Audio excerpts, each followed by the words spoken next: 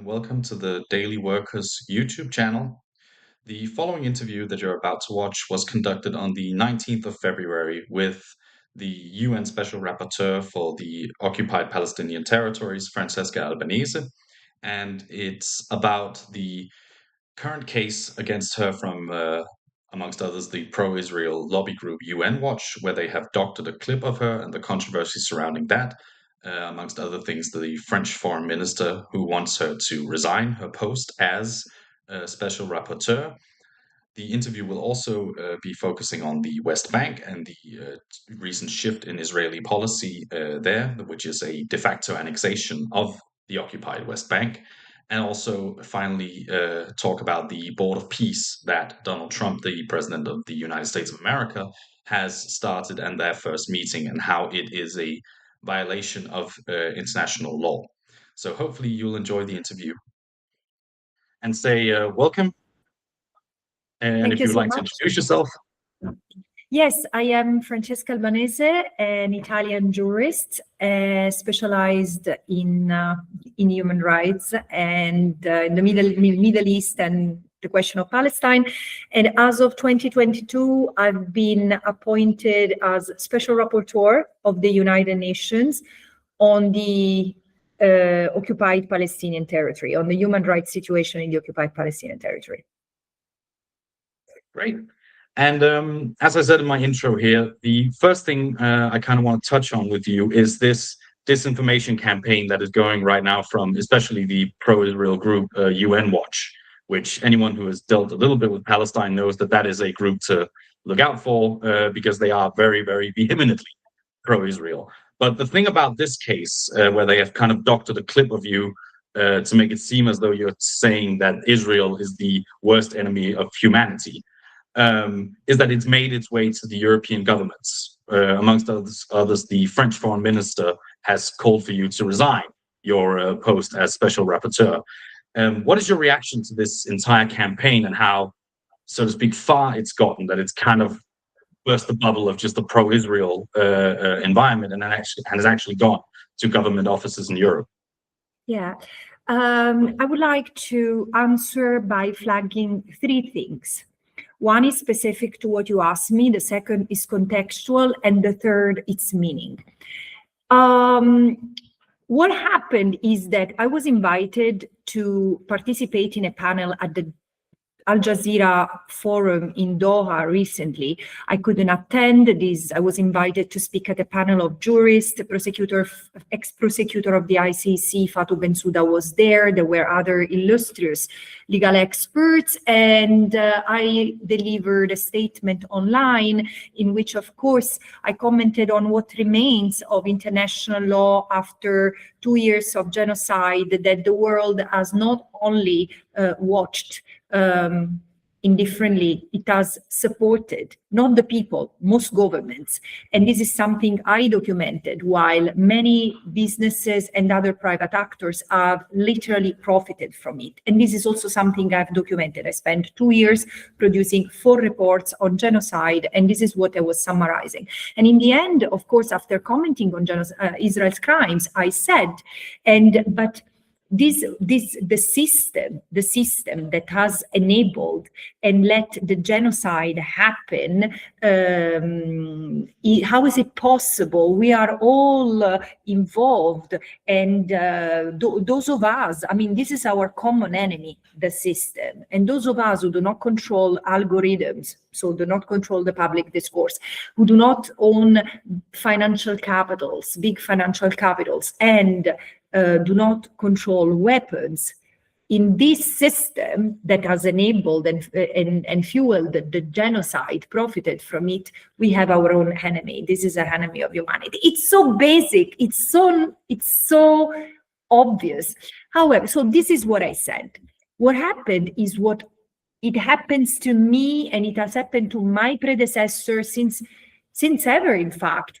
I mean, the accusations against anyone who scrutinizes Israel, not for what it is, religious state, Jewish state, or secular state, it doesn't matter. We do not, the human rights community is not focused on Israel for what it is, but for what it does. It's violations of international law, and it's illegal occupation of the West Bank, the Gaza Strip, and East Jerusalem. This is the only starting point that I can imagine. Israel's withdrawal, as the International Court of Justice requested in 2024, and the General Assembly as well.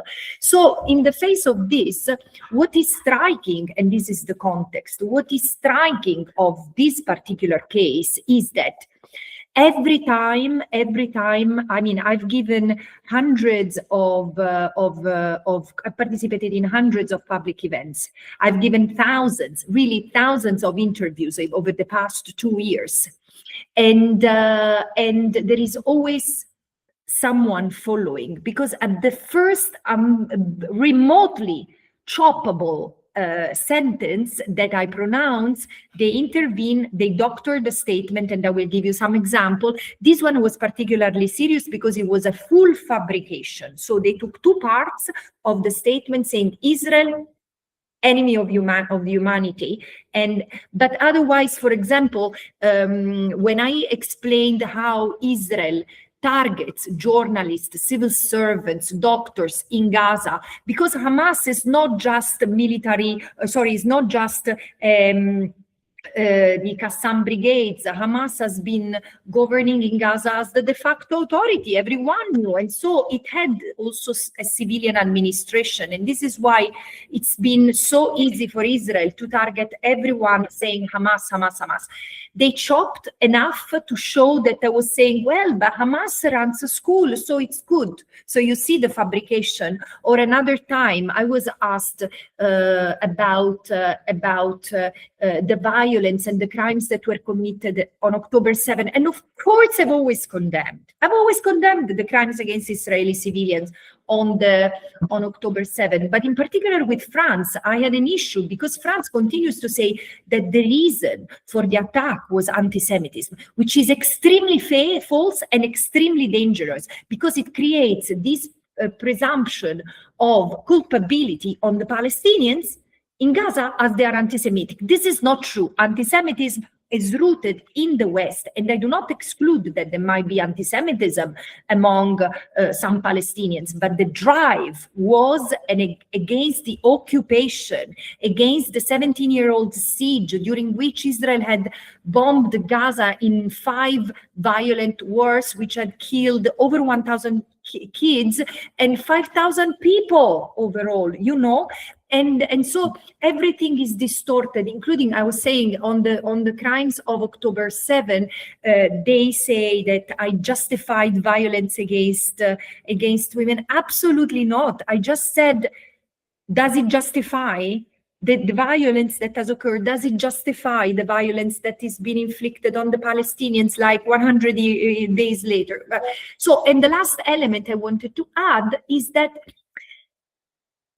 why all this? Why the Minister of Foreign Affairs of France, of Italy, of Germany, why instead of talking about the content of my work, why instead of talking about Israel, which is annexing day by day, inch by inch, what remains of the West Bank and destroying inch by inch Gaza? Why don't they talk about that? And this is clear because they are using me and the controversies that some minions in Geneva, some pro-Israel minions in Geneva has created in order to distract, to confuse. But this is fabricating lies and transforming the truth into something else. This is typical of authoritarian regimes. This is the other worrisome aspects, even if people don't care at all about Palestine. Yeah, and I think it's very interesting you're saying that they use it as to kind of distract from other things. But I was also thinking that the condemnation of the doctored clip of yours, where a lot of ministers, a lot of politicians, a lot of very powerful people were very, very quick to condemn and say that's anti-Semitic or that's you're undermining the UN mechanisms or something. What does it say about states' relationships to the UN and to international law and the whole relationship between the two, that they're that quick to jump on the special rapporteur, but that we've, as you so rightly say, have seen a genocide in Gaza for the last 2 years, and very, very little has been actually done about it, other than maybe having a few wagging fingers. So what does it Exactly. say about the relationship between states and international law that you, who is reporting on these things, is a larger and more imminent target than the state that's actually committing the crimes that you are reporting on? It says everything about their complicity. They're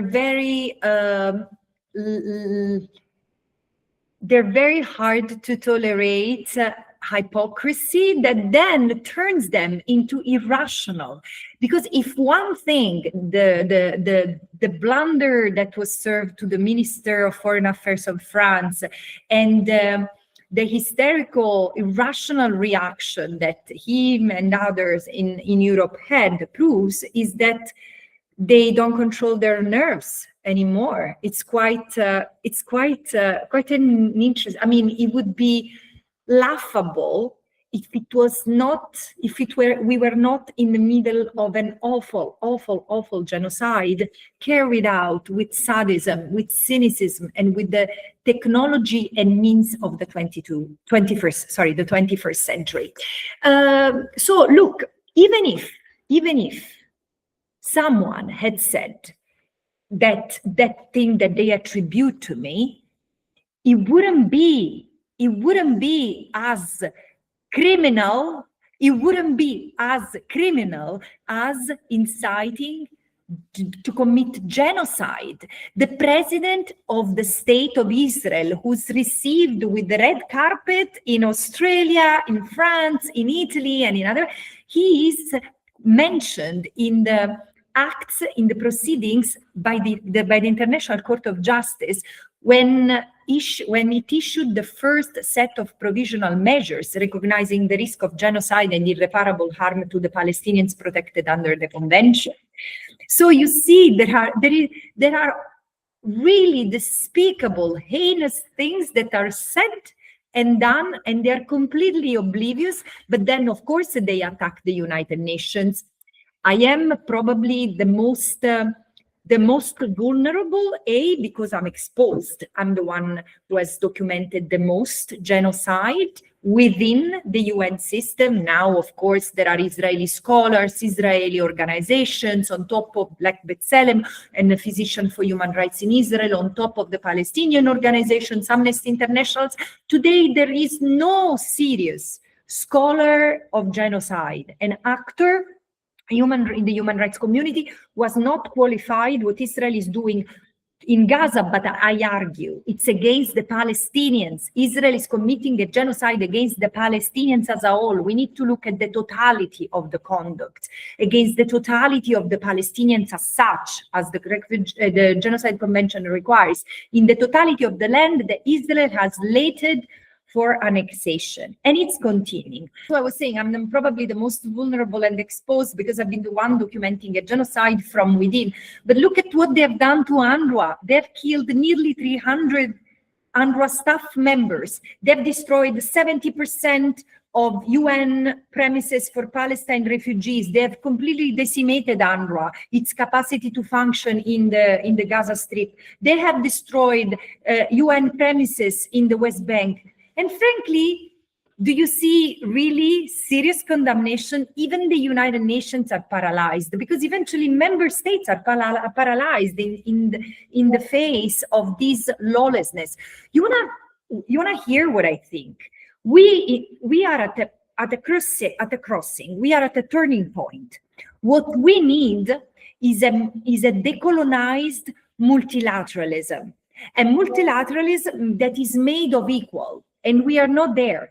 But this is a moment where things are forming and might be happening. But what we have right now is a multilateralism reflecting the 20th century world order, which was so where now the United States is the dominating empire, and it's so violent and it's so flamboyant that everyone is shocked. Everyone is paralyzed, even Denmark. I mean, 1 year ago, exactly 1 year ago, I was in Denmark and I said, now it's happening to Palestine. One day, it might happen to you, Danes, and you're facing it. So how come? How come that I knew? Because I understand that Israel is necessary to the United States to advance its control over the Middle East. But it's not the only one. There are other states who are facilitating this imperialistic enterprise everywhere. So this is where we are. And I want to end with a sentence from my beloved compatriot, Antonio Gramsci. We live in a sort of interregnum. So when the old world, the old order dies and a new one is still to form, this is when monsters arise. And this is where we are. Yeah, I think that's a very good quote about it. I think it's more a paraphrase than a quote. Let me find, because let me find a great sentiment.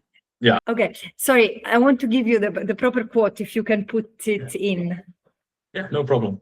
Yeah, so my compatriot Antonio Gramsci used to say, the old world is dying and the new one is struggling to be born. And this is the time, he said, when monsters are born. So this is where we are, and we have a lot to do in this moment. Yeah. And as I said, like, how can ordinary people, activists and others support your role as special rapporteur when it's under attack as it is right now? And also, like, will you flinch in the face of this of these attacks? Like, will you end up resigning? I know it's a very journalist question, but I kind of have to ask it. No, why? I mean, I've been handling bullies for 3 years now. I've been documenting a genocide, I really think. And I mean, someone told me once, the stronger trees dance in the storm. It's true. I mean, frankly, this last attack has been so pathetic. I think that, and I feel sorry to say that, because I have huge respect for France in its institutions, but I do believe that with this, the French foreign minister has brought unprecedented embarrassment on his government and his country. And in fact, you can see the very strong reaction that he has provoked in so many parliamentarians, lawyers, judges, intellectuals, artists in his own country and beyond. I mean, I have to say, I've been this has happened at least 12 times that I've been in a storm like this. So this is not unprecedented. It's not lost upon me that every time I have to present a report, UN Watch or the other minions organize something like that. And they're very aggressive, very disrespectful. But I mean, normally I don't pay attention. And this time as well, I mean, I was working on my last report, which is about a very, very painful topic, torture. And so I didn't get distracted. But then when I finished the report 2 days ago, and I started catching up with the news, I saw that there were so many artists. I mean, from Javier Bardem, Spike Lee, Susan Sarandon, Mark Ruffalo. I mean, he's one of the idols of my children. I say, you see, support your mom. So eventually, it's okay. It's okay. There is a world that wants something new, that wants, and again, I think that we are all together defining a new grammar for like an international democratic coexistence, where the normative framework is made of human rights law, and where the marching order is solidarity.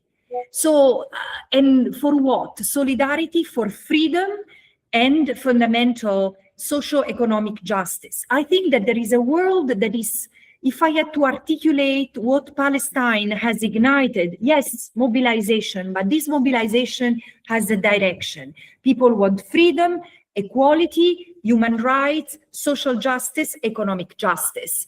And this is what the system made of corrupt politicians, ultra-capitalist interests, and again, lobbies, the lobbies of the weapons, the pharmaceuticals. This is something that they don't want.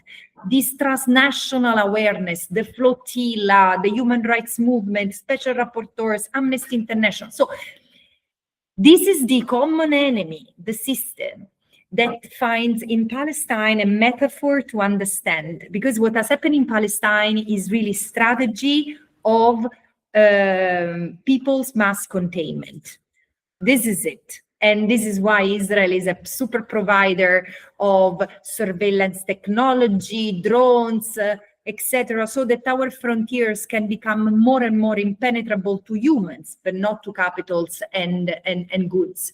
So, you know, what we have to do is learning, understanding that we are part of one soul movement, and together it's very hard to break us down. It's impossible. This is why I always recall the value of solidarity, which comes from the word solidum, which means one piece, united. Solidarity means feeling united. And this is what people have to understand. They are part of one resistance, peaceful resistance for justice and freedom, and then they have to boycott Israeli goods and goods connected to this system of complicity, where they put their money in the banks or the what they sell, if they have shops. And of course, there is the boycott, there is the divestment. Businesses have to divest from companies that are connected, or business or investments that are connected to the occupation and the genocide.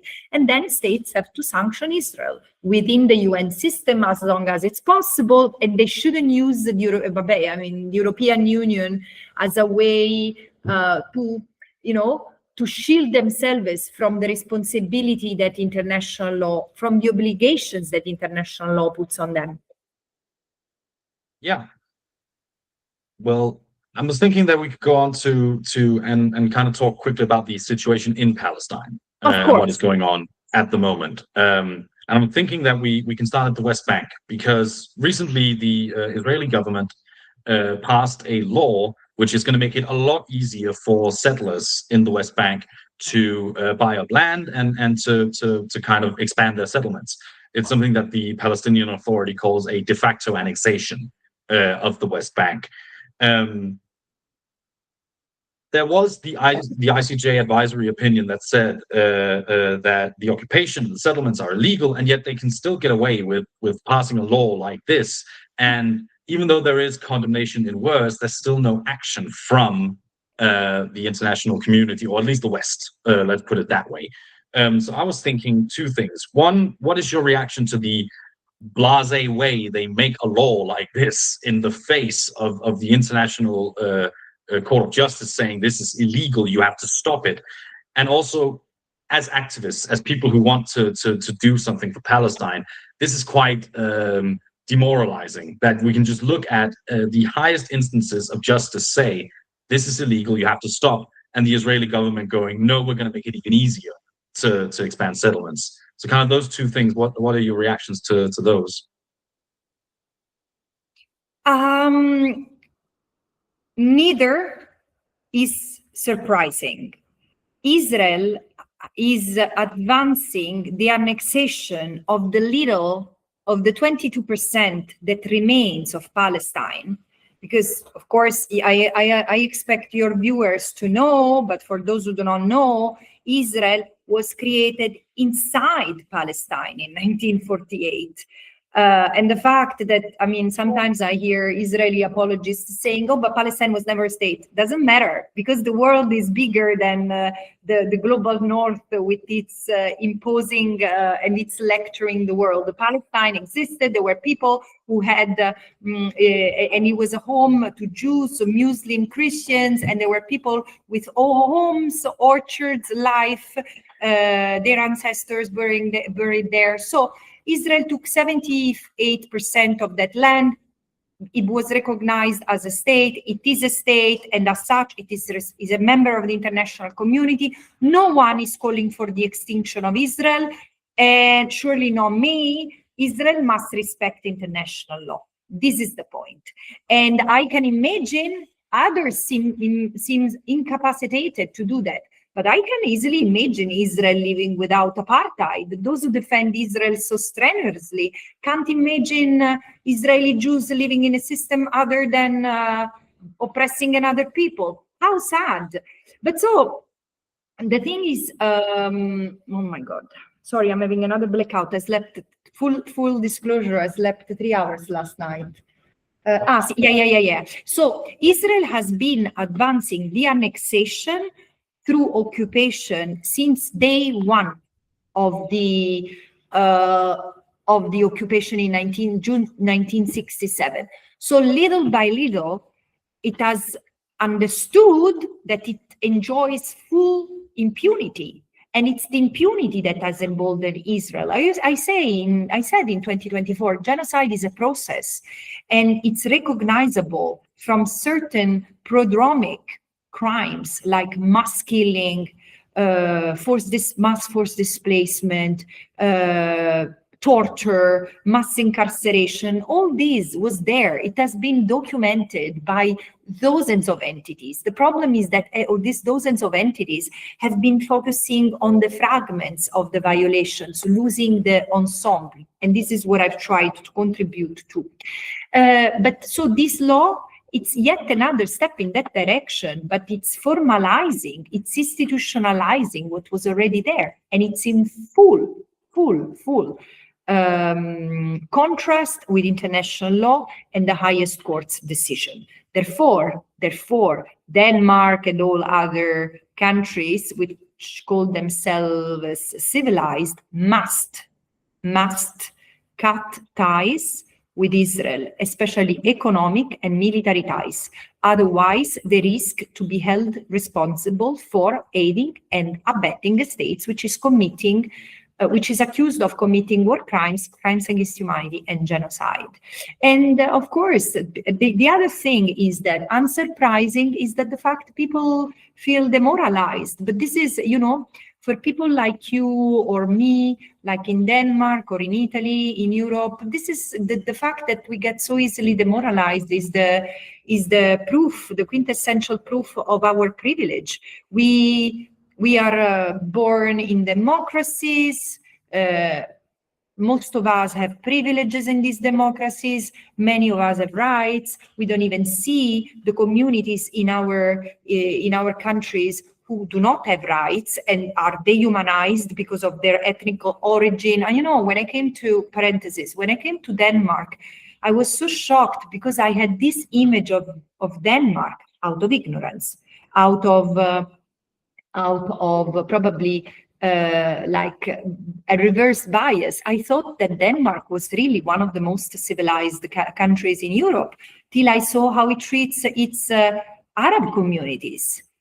It's abominable. As a human rights, it's true. It's very, very true. Yeah. My human rights reflex, I thought, oh my God, the audacity of not of lecturing maybe other people abroad on how to comply with international law and non-discrimination standards, and then see these. So, Palestine has also allowed me to appreciate the nuances. So there are problems in your country, like there are problems connected to racism in my country. There is always someone who's the new victim. 100 years ago, it was the Jewish people, and together with the Roma and Sinti. Today, there are the Roma and Sinti, but also others. So people don't need to get demoralized. They need to act. It takes a long time to overthrow a system of complicity, especially when this is a transnational apartheid regime, a system of domination which commits and justifies inhumane acts against others that are not from this group. I mean, eventually we can stretch these concepts like other scholars. This is not my research. I'm relying on other people's scholarship, which is very interesting and very helpful to understand the world we live in. We need not to get discouraged. There is always light at the end of the day, not at the end of the tunnel. At the end of the day, at the end of the night, there is light, and we need to persist, peacefully resist for justice and universal freedom and a decolonized multilateral world. Yeah. And I know I can see that we're slowly running out of time, but there's one subject I really want to hear your opinion on before we have to let you go. Sorry, I talk a lot. What? I talk a lot. Trust me, I had the same issue, so I understand. No, I really want to hear your view on this Board of Peace, since today is the first day that it is meeting, this Trump-led Board of Peace, because I've been following along with what it is and what it isn't, because I know that it was agreed upon in the Security Council to make this Board of Peace, but the thing that Trump has made now does not seem to be the same thing that was agreed upon in the Security Council. This is way more permanent and is not as Gaza focused as the thing was kind of laid out in the Security Council. So I kind of want to hear two things. One, would it be illegal under international law how this Board of Peace is working, since its foundation is quite different than what was agreed upon in the Security Council? And two, do you view it as a direct what can you say, competition or threat to the United Nations system that we now have a America-led, almost imperial administration board that is trying to kind of do what the UN Security Council also does, but with Trump at the head of it? So yeah, those two questions I would love to hear your thoughts on. Yes, I do believe that I will say what I said. Let me start again. You know, I had just landed in Copenhagen last year, when the statement of President Trump that he would transform Gaza in the Riviera of the Mediterranean Sea, when I said the comment I offered was, this is illegal, immoral, and irresponsible. And this is what I think today of this Board of Peace. It's vis-a-vis Palestine, it's illegal because it violates